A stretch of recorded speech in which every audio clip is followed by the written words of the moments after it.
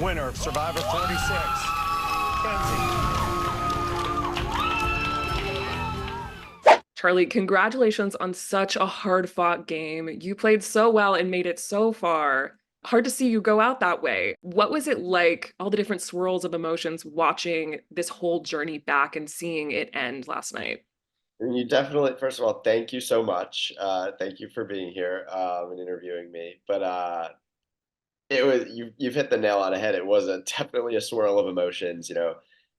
Very proud of the game I played. I feel grateful to have gotten to play so much of the game, pretty much experience everything the game has to offer except one thing, the win. But yeah, I mean, it was also really, really tough to watch back, reopening the old wounds of the reading of the votes and then the after show and finding out Maria didn't vote for me, just very raw and definitely like put me back in that moment where, I just remember feeling so devastated and in shock and dejected and having to put on a brave face. As brave, I don't know how well I did with a brave face, but do my best to stumble through the after show and all of that. So it was It's tough. definitely a hard situation to be put in to go into the after show right away after something so huge happens to you. You had a pretty thoughtful answer considering how tough it was to give the answer at that time. How do you feel about her vote in the situation now, having the distance from it? Yeah. I mean, first of all, I stand by everything I said in the after show, especially about, Kenzie's game and really having a lot of respect for the game that she played while we were out there. She deserves her win 100%, and really worked hard for it. What would I ever be mad at Kenzie for? What, trying to win Survivor? Of course she's gonna go for the win, as she should. Um, but yeah, it's pretty complicated with Maria, I would say. I don't bear any ill will towards her. I stand by all of the positive things I said. But in terms of like our personal friendship, like, I don't know. It's like I think there's a lot of, broken, I guess, sort of trust is the word I would use there. That's, it's tough. It was really tough not getting her vote. I was very, very understanding. I still am understanding to a degree of her reasoning that she gave in the after show. I don't necessarily like it, but I respect everyone's ability to vote for who they want to, even when it's, against your number one ally and, someone who the last thing you told me before you left was you were voting for me. It makes it sting a lot, but like, you have your choice on who to vote for. End of story. But really, it's been after the game where I think, and really, honestly, very recently, where the trust is really broken down for me. And we've obviously talked about her vote quite a bit. And she's been relatively consistent with what she said in the after show, except for honestly, a couple weeks after the game, she told me she regretted her vote for Kenzie and wished she would have voted for me.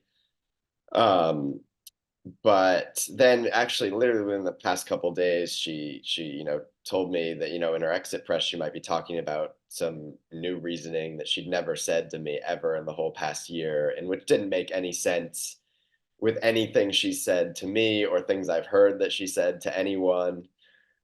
And so that to me, is kind of the final straw. I'd done a lot of processing and work on our friendship over a year, and then it was just like, oh, and hey, here's a switch up on you and right before exit press. And to me that's just I guess sort of the final straw. Again, no ill will. She's an amazing person, but it's just there's too much there now, and I don't really want to unpack it. I've got lots of great friends, she's got lots of great friends, so that's sort of where I'm at right now.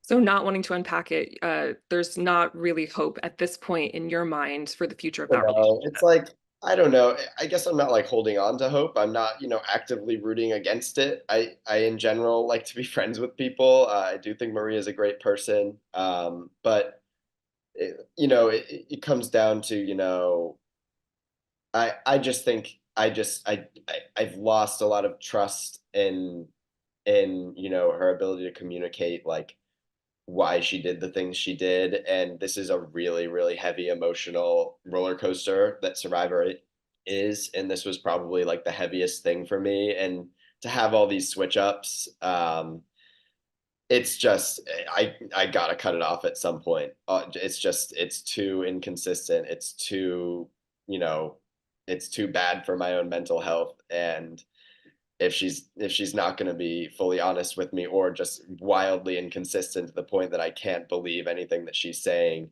um, at least about the game of Survivor, that's kind of where I draw the line. But all the best to her and her family. So. Let's say roles were reversed. Maria wins that final five immunity and you end up going out the door. Had you thought about where your vote would go? I think there's almost no doubt in my mind I would have voted for Maria. Um, I would say, basically no doubt. Especially, and it would have been basically, I was playing the game pretty hard against her. I think, you see a little bit of that on the show of me planting a lot of seeds, running a lot of interference against her and blowing her up as a target. It was more than they showed on the show by a lot. In terms of what I was doing strategically. So if she could have gotten to the end in spite of all of that, she would have had even more of my respect, beyond, what I thought, we'd accomplished as a duo already in the game. So yeah, I would have voted for her and given her flowers for outlasting me. If there's a world where you were in the final three together, what was your plan for like distinguishing your game from Yeah, hers? I think I could have distinguished my game actually a lot better from Maria than people might think. I didn't think it would be wise for me to go to the final three with her, but I did think about it, especially if we were in a situation where Maria was going to win out. I mean, I had to think about it. Um, I think I could explain our strategy a lot better than Maria can, just because I think there are a lot of junctures where we had a lot of trust and good lines of communication, but we did see the game differently in a lot of ways. Just for one example, she was thrilled to be in this secret six alliance, the plus one alliance, whatever you want to call it, and I saw it as like the least safe place to be in the game. So I just sort of convinced her that no, we need to like vote out Tevin tonight and like blow up the secret six. And that's just one example, but I think, and I would talk about if Maria got to the end, it would have been because she won out. And so I would distinguish my game as one of actually playing the social politics, the strategic elements. Yeah, congrats to her, she won all these final immunities, but I would have tried to paint it as she had to do that because her social game was lacking, or her strategic game was less powerful than mine. And sort of try to paint it as much as a weakness as you can, but it would have been impressive. So I don't know, it would have been tough, it would have been interesting. One Yeah. of your strengths was managing your threat level throughout the game, so much that Kenzie called you like the dog of the family.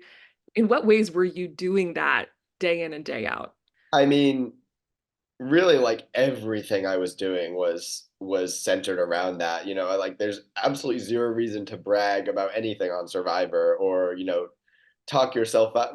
Very few reasons, I will say. Sometimes there are appropriate times, but so from the small details to the big picture, I was really working on managing my threat level, but I think it's also relative threat level, and I think my threat level was higher than people think. On the Applebee's reward, Kenzie and Tiff were talking about how they didn't want to sit next to me at the end, and that's really what kicked my strategy into overdrive, honestly, which is when I started to blow Maria's game up as a threat. The Tiff vote was very much by design, for me, where she was very fixated on, and I was sort of helping her be fixated on getting the sole credit for the Tiff vote, um, because my immediate plan was to pick up the people that she blindsided and say, Maria did this, we got to get her out, which is exactly what I did. They show me doing that with Kenzie a little bit in the show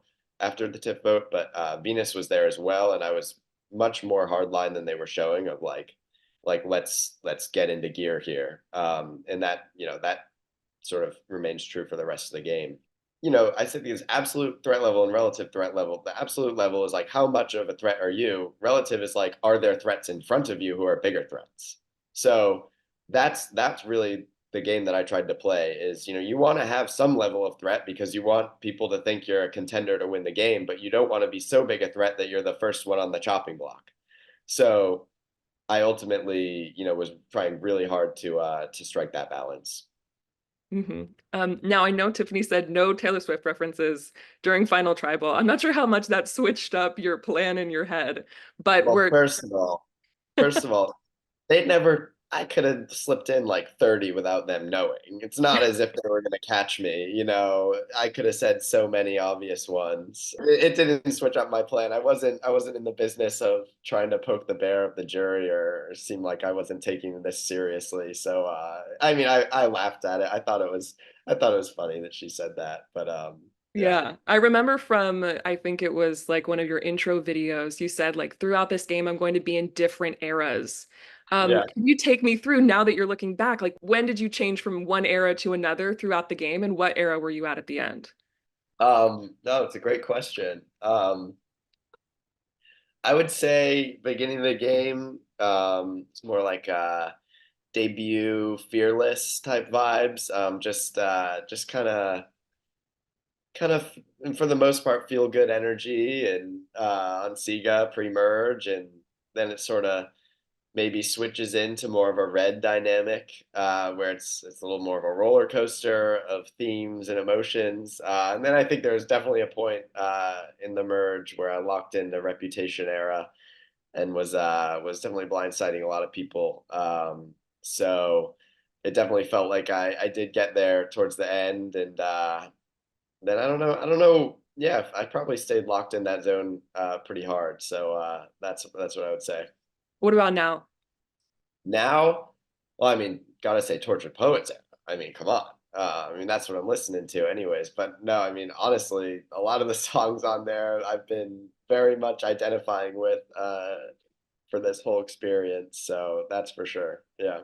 Are there any specific ones as a Yeah, yeah. So I'm gonna call out I Can Do It With a Broken Heart. I think that's like literally the theme song, well, of the after show. I'm thinking about the line where it's like lights, camera, bitch, smile, where I was like, even when you want to die. And that's really how the after show felt, because it was like, all right, it's showtime. Like, even though I'm, in my feels right now.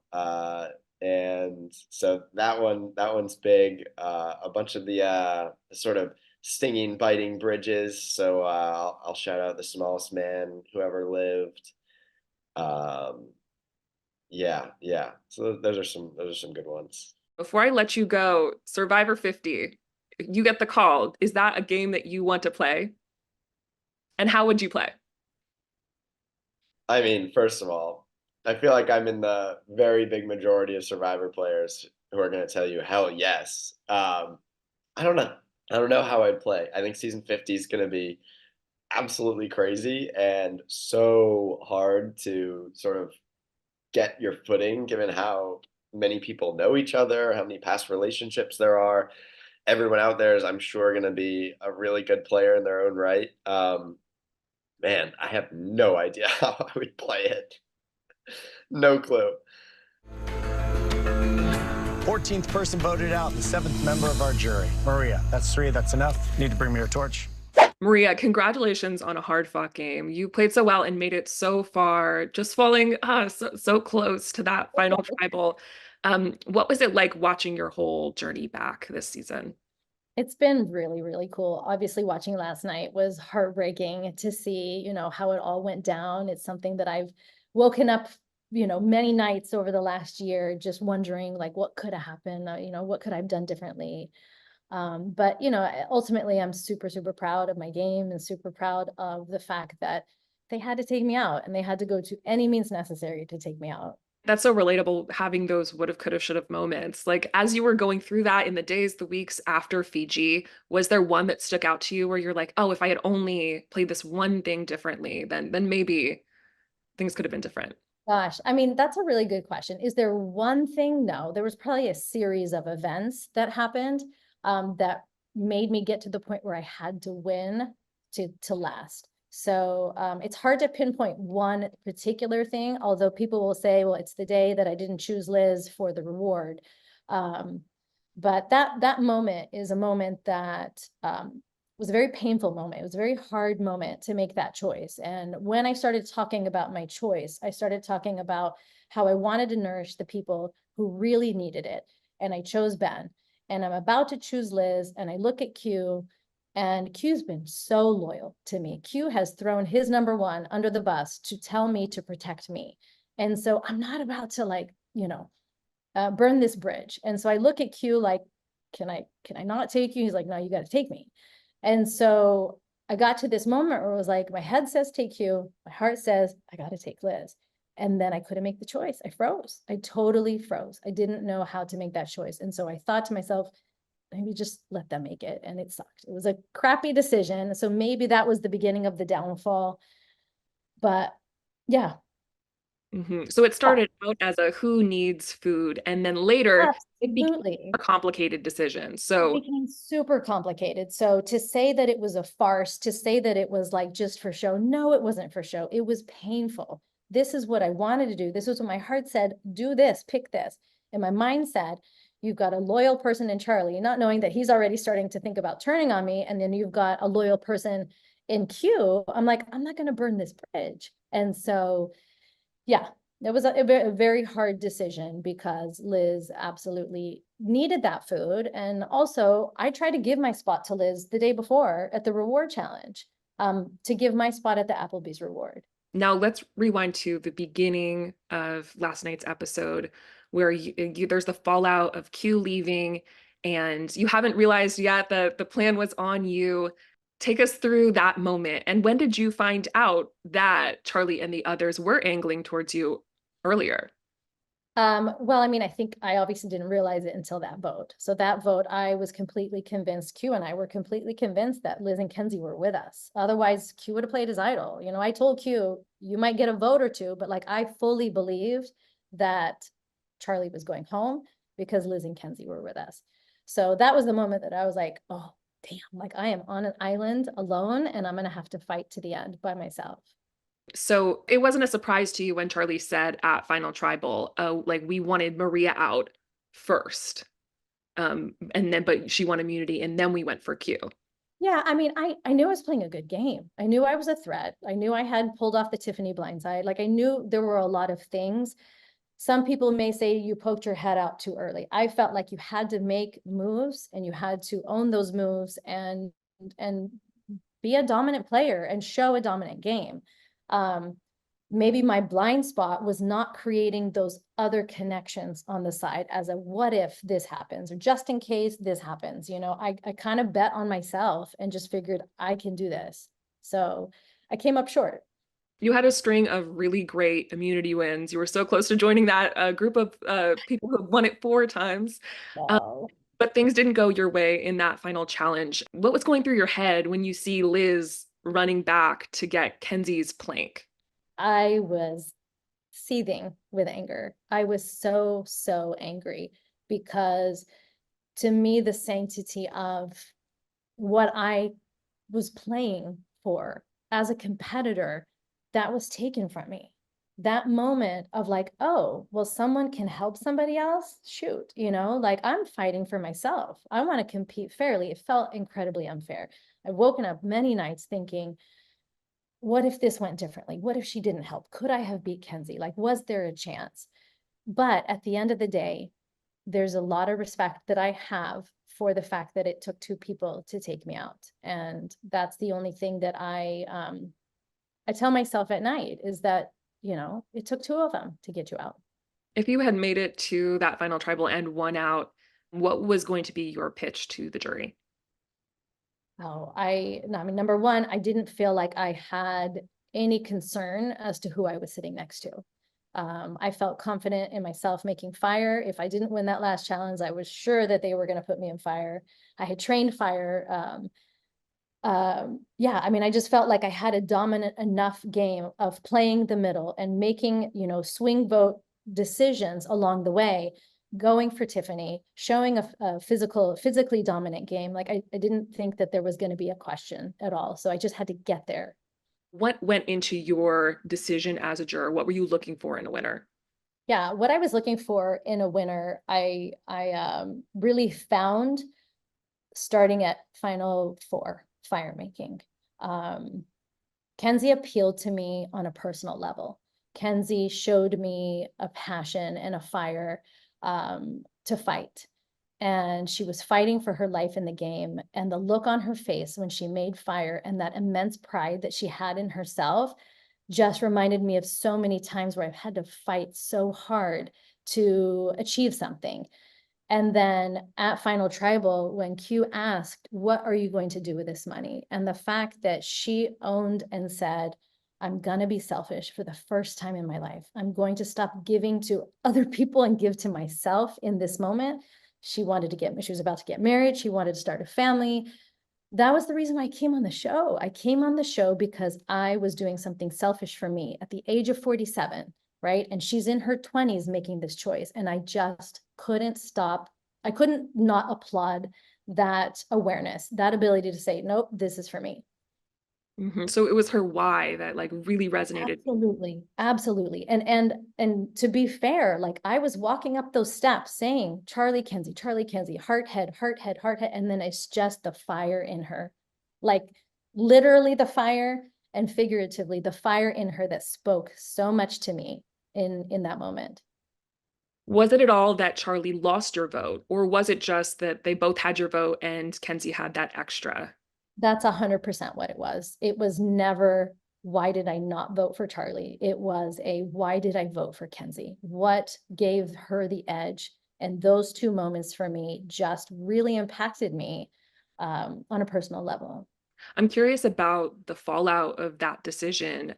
What was it like watching Charlie in the after show and then talking to him afterwards?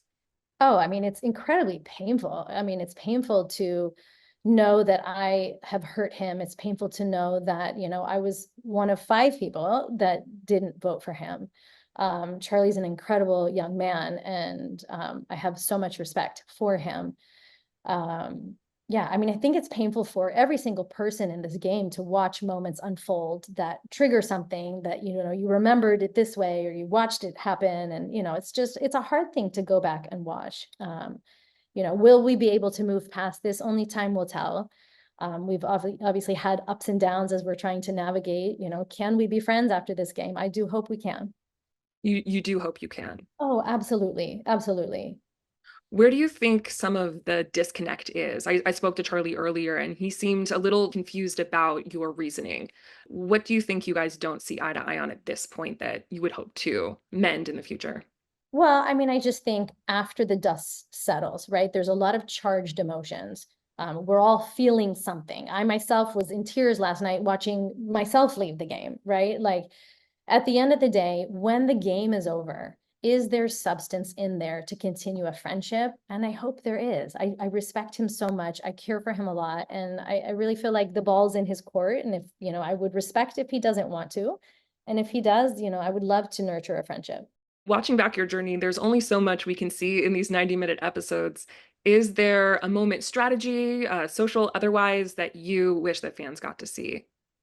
I mean, sort of wish they got to see, but also glad they didn't get to see is a moment, many moments actually, with Jem and Mo that we spent on Siga Beach, bonding, connecting on a deeper level that really, at the end of the day, was not meant for anybody but us. We had so many beautiful personal moments of connection that I didn't anticipate in the game, and I'm so grateful for. And I feel like I have some beautiful lifelong friends because of it. Outside of your big immunity wins, the moves we got to see, are there other, smaller strategic moves that you're just as proud of? I mean, I think I'm proud of my entire game. I'm proud of the fact that as a person, I'm not the loudest voice in the room. As a person, I am more subtle. And I think that was very evident in the game that I played, is I'm not going to be here, hey, look at me, other than when I came out for the tip vote and I'm like, I'm going to make this move. But I felt like I was able to navigate the game behind the scenes, able to be the swing vote, able to choose, like, you know, really bobbing and weaving throughout the game until it was time to pop up and be like, okay, let's do this now. You were open about how your family was really your fuel through this experience. What was it like to watch the season back with them, and what were their reactions to your journey from beginning to end? It was incredible to watch it back with them. They didn't know anything about my journey. They didn't know how it went for me, if I won immunity, like they knew nothing. And so to watch it kind of all unfold with them has been super exciting. What is your biggest takeaway from the game? Like, what's the biggest way Maria is different now than she was when she stepped on the beach? I mean, I think that I've always known that I'm a strong person. This was a reminder of just how strong I am mentally, physically. It's a reminder to me to always take that chance. It's a reminder to believe in yourself, to do something for yourself. As a parent, like, go out there and fight for your dream, chase after your dream. Okay, so let's say Survivor 50, the phone rings. Would you play, and how would you play? That's a really good question. Yes, yes, I would answer the call and it would be a resounding yes. How would I play is, I don't know. I don't think that you can be somebody other than yourself. And so I don't think you can say, oh, I'm going to be this time. I think your true nature will come out in the moves you make, the way you act, the way you talk to people. So I don't know if it would be any different. Maybe I would try to be even more subtle with who I'm working with. But yeah, I don't know. I have to think about that.